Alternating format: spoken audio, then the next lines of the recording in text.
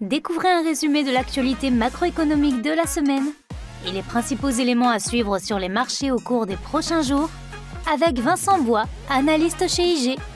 On va parler aujourd'hui et revenir donc sur l'actualité durant la semaine. Les marchés financiers ont été très volatiles. Une semaine difficile qui avait pourtant bien commencé, en tout cas une tentative de rebond, comme on l'a vu il y a un mois et demi, donc lorsque Jérôme Powell avait annoncé la politique monétaire en mi-mars. Et bien cela avait permis un rebond haussier sur les indices.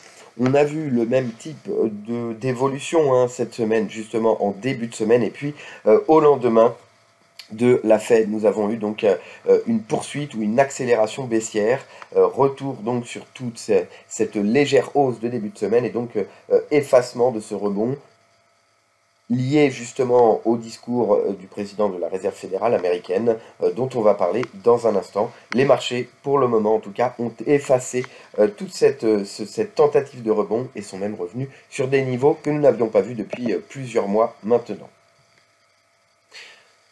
On va donc regarder d'abord pourquoi les marchés ont fortement chuté, parce que Jérôme Powell, donc le président de la Réserve fédérale américaine, a donné la politique monétaire de la Fed. On a eu une hausse de 50 points de base qui avait été annoncée mercredi donc à 14h30 à 20h ici en France, et puis 20h30 donc nous avons eu Jérôme Powell, le discours du président de la Réserve fédérale américaine, avec finalement un discours plus perçu en tout cas dovish, ce qui a permis justement au rebond, le rebond des marchés de court terme bien entendu, mais ce discours dovish précisant justement des rachats ou des baisses du bilan de la Fed, de la baisse du bilan de la Fed, pardon, qui sera graduelle à partir de 47,5 milliards de dollars et jusqu'à 95 milliards de réduction donc de la valeur ou des actifs au bilan de la Fed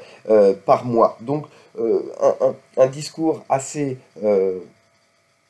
plutôt positif pour les marchés, puisque également ce point sur Jérôme Powell, qui a donc écarté un peu cette hausse de taux de 75 points de base, plutôt rassurant pour les marchés, ce qui a permis la hausse. Donc il n'y aura, selon Jérôme Powell, pas de hausse de 75 points de base à venir, mais probablement d'autres de 50 points de base. Les marchés ont donc rebondi, et puis ce message finalement cachait également un autre message, ou en tout cas pouvait être interprété d'une autre manière, c'est-à-dire que l'économie n'est pas suffisamment forte pour subir justement une hausse de 75 points de base malgré l'inflation. Et donc cela a amené un risque, d'autant plus que le lendemain nous avons eu la Banque d'Angleterre qui a également relevé ses taux, 4e fois d'affilée, et qui n'a pas hésité à pointer le risque de récession. Ce que n'a pas fait la Fed, bien entendu. Le risque, pour le moment, est plus important, bien entendu, au Royaume-Uni,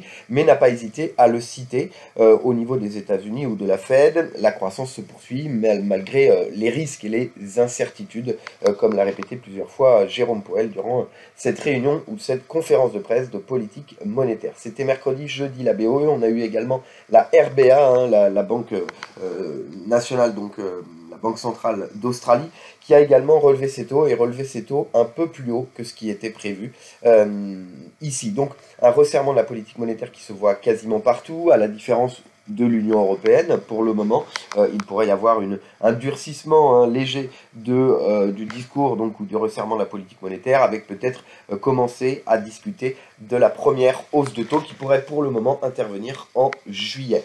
Aux États-Unis, donc plutôt rassuré, je le disais, et puis par la suite ce risque de récession donc qui est également assez fort en Europe, mais il y a toujours cette inflation. Et donc un jeu qui commence à être délicat au niveau des décisions de politique monétaire, puisque on le voyait, donc une hausse trop rapide pourrait accentuer ce ralentissement économique que l'on voit déjà actuellement, et notamment du fait de la Chine, qui est un autre risque. Donc la Chine qui est toujours confinée, une partie de la population qui est confinée, des tests extrêmement importants, un ralentissement donc de la production, de l'activité en Chine, qui amène à des risques, bien entendu, de ralentissement économique global. On voit la Banque populaire de Chine qui est plutôt sur une politique monétaire qui reste très accommodante avec la baisse de taux, et donc ce qui traduit justement ce risque pour la croissance économique au niveau de la Chine. Et au-delà de ce ralentissement économique à venir, ou en tout cas en accélération au niveau de la Chine, et bien cela amène à de nouveaux risques sur l'inflation, bien entendu, puisque certains ont encore évoqué que nous arrivions peut-être sur les pics d'inflation parce que le pétrole notamment était en baisse, mais retour haussier, puisque c'est un autre événement cette semaine. On a eu cette décision d'embargo à venir, donc dans les 6 prochains mois, avant la fin de l'année, de l'Europe sur le pétrole russe.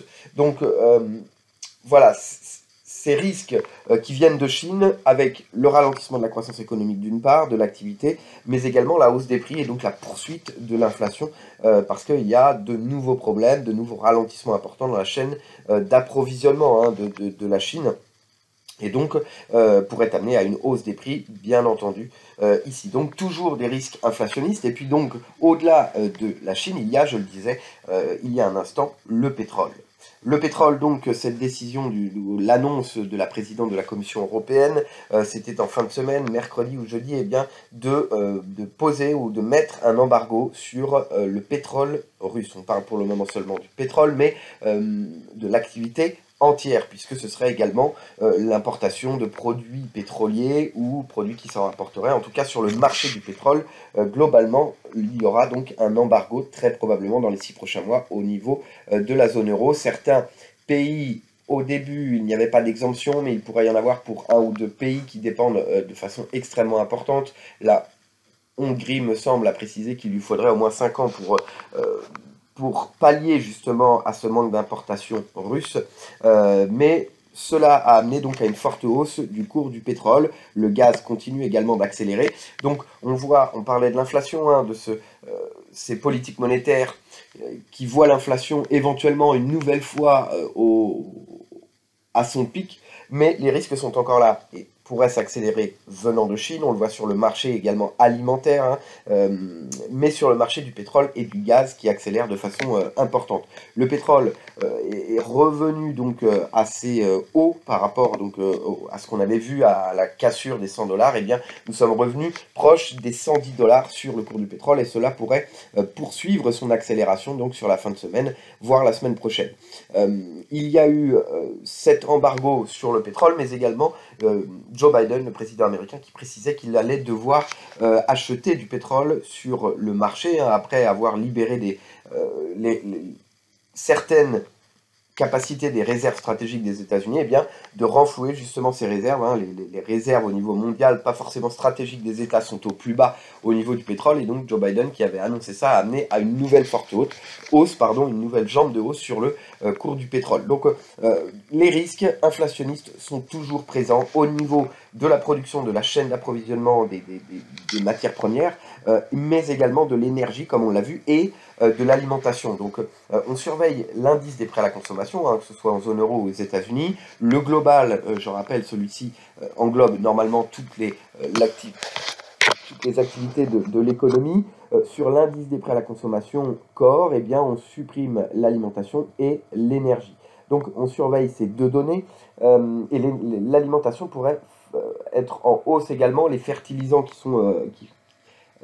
qu'il est interdit d'importer également de la Russie, et donc c'est un marché important, donc les fertilisants qui vont augmenter le coût et donc amener probablement à une nouvelle inflation. Il y a des crises alimentaires également un peu plus dans certains pays au-delà de la zone euro, donc à suivre avec attention, mais cette inflation venue de la chaîne de production et des ralentissements dans l'activité en Chine ou dans d'autres pays est également venue donc de la hausse de l'énergie, de l'alimentation et des produits en général. Voilà un peu donc ces marchés que l'on a suivis avec attention. Au niveau de la semaine, il y a également bien sûr le Bitcoin ou les crypto-monnaies qui ont suivi les indices américains. Les indices américains, je le disais, qui sont revenus sur, pour certains, le plus bas depuis certains mois. Et donc, on pourrait voir une poursuite de l'accélération. Le Bitcoin également dans la soirée ou dans la journée de jeudi, avec une baisse de plus de 5% sur l'indice Nasdaq, eh bien on a eu également le Bitcoin qui a fortement chuté dans son sillage, qui est venu casser une limite importante sur les 37 200 $, et cela pourrait amener donc au niveau suivant, qui est les 34 000 $. Attention au risque sous ces 37,5 sur le Bitcoin, parce que l'accélération pourrait nous amener sur un oblique ou un niveau technique important proche des 34 000 $. Mais on voit bien, et cette corrélation entre le Bitcoin et les indices, et notamment technologiques aux États-Unis, eh bien cette corrélation est en train d'augmenter de séance en séance. Et donc ce risque, avec sur les indices que l'on voit, le rebond Powell, comme je l'appelle, que l'on avait vu mi-mars suite au précédent FOMC, eh bien, c'est traduit par une tentative de rebond de la même façon, mais une cassure immédiate de cette tendance, ou cette tentative sur les indices américains. Et donc cela pourrait donc amener à une poursuite de la baisse également sur les indices, avec ces incertitudes, je le disais, qui venaient de la politique monétaire, qui a été plutôt rassurante, mais qui traduit cette politique monétaire d'une économie qui pourrait ne pas se remettre, ou en tout cas être assez solide pour supporter une hausse de taux de 75 points de base, malgré l'inflation qui se poursuit, on en parlait il y a un instant. Donc les indices pourraient continuer leur chute et pourraient amener justement le Bitcoin sur les 34 000 à court terme. Attention au mouvement extrêmement important, un marché très volatile, on est passé de 40 000 $ à 35 500 en quelques heures, donc sur le cours du Bitcoin, et les indices également, je le rappelle, 5% de chute sur l'indice Nasdaq, et une tendance qui devrait se poursuivre. Voilà un peu ce qu'on surveillait sur les marchés cette semaine, beaucoup d'événements, il y avait la saison des résultats également, on le verra la semaine prochaine de la même façon, cette saison des résultats qui est suivie avec attention, et on voit un ralentissement justement de la consommation. On l'a vu notamment online avec Amazon qui a perdu près de 15% et qui continue sa chute suite à ces résultats. On l'a vu chez Etsy, on l'a vu également chez Shopify, donc ces vendeurs online qui traduisent justement de la consommation, des marges qui se réduisent parce qu'il y a des hausses de coûts dans tous les secteurs d'activité. Sur les banques également, des résultats plutôt corrects au niveau des banques américaines ou européennes, mais avec des mise en réserve pour les créances clients douteux. Donc ici, ce sont des réserves, des fonds qui sont mis en réserve parce que les banques craignent que certains prêts accordés ne soient pas remboursés ou remboursés en totalité par les clients. Et cela, on le voit en temps de crise, bien entendu, en temps de hausse de taux, parce que ce monde extrêmement endetté, eh bien, une hausse de taux, même minime, coûte extrêmement cher à beaucoup d'entités, des États ou des entreprises. Donc voilà ce que l'on va suivre, la réouverture de la Chine après 3 jours de baisse, 3 jours de fermeture en début de semaine comme le Japon. On va suivre donc maintenant que la Fed est passée, justement le marché pourrait se focaliser maintenant sur les craintes de récession, ou en tout cas de pourquoi la politique monétaire n'est pas aussi agressive qu'elle devrait l'être, agressive un peu plus dure, un resserrement plus important. Pourquoi? Parce que certainement l'économie ne tiendrait pas des hausses de taux trop importantes. Les marchés financiers, on le sait, s'il y a une politique monétaire qui se resserre de façon importante, eh bien les marchés vont forcément chuter. Et ici, maintenant, c'est des craintes pour l'économie. Donc bien sûr, les marchés financiers, normalement, traduisent l'économie. Mais avec cette hausse de masse monétaire, eh bien, cela a été un peu décorrélé également. Donc attention à ces marché qui, la semaine prochaine, devrait se focaliser sur ces craintes du ralentissement économique global que l'on voit beaucoup en Chine et de plus en plus, et en Europe petit à petit, même si les PMI sont plutôt élevés, et aux États-Unis également. Donc voilà sur quoi les marchés maintenant pourraient se focaliser au-delà de l'inflation et d'autres risques, bien sûr, sans oublier tous ces risques supplémentaires sur les marchés. Encore merci de nous avoir écoutés. Bon trade et bon week-end avec IG.